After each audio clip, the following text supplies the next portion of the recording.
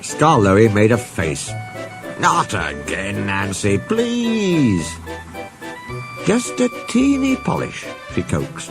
You must look nice for your 100th birthday. I am nice. You're just a fuss pot, and you're a horrid old crosspatch. Nancy polished him vigorously. Scarlowy smiled. Nancy, he said, I really was a crosspatch once. Shall I tell you? Yes, please. Well, come down. I can't tell it properly while you're fussing up there. Just 5 minutes, then. No longer.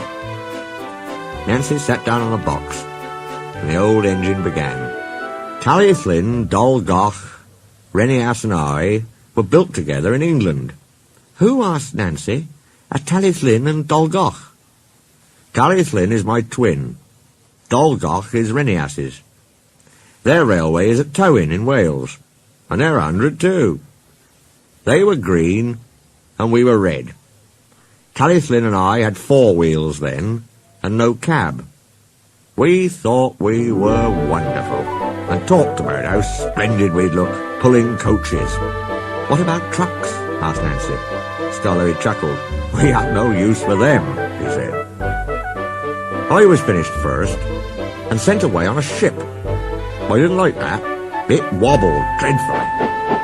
At the port, the big railway kept me waiting. They had no cranes to lift me out. It wasn't the Fat Controller's railway then. He would have managed much better. What did they do? Asked Nancy. They used the ship's derricks. They nearly turned me upside down, said Scarlowy indignantly, and left me hanging while they arranged a truck.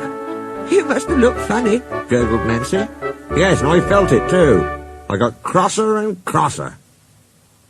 They fastened me to the truck at last, and an engine took me away. His name was Neil. He was ugly, but kind, and we were soon friends. So you're bound for the wee railway, he said.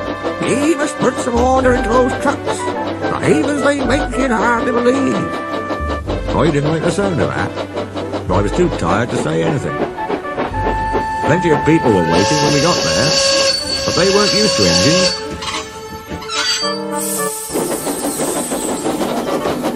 It was dark before I was on the rails.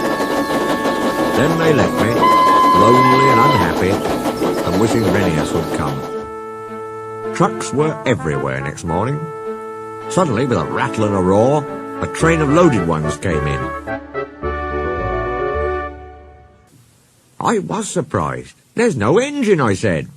A workman laughed. They've come down by gravity, he said. The empty ones need pulling up, though. That's why you've come. But can't they go up by whatever it was you said? Gravity only brings things down. We need horses, or engines like you, to pull them up. What?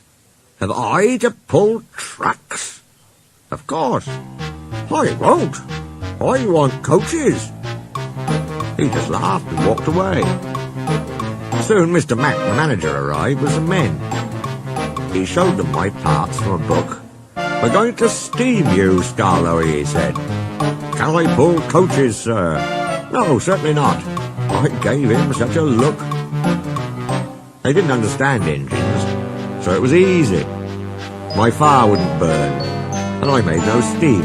I just blew smoke at them. They called me bad names, but I didn't care.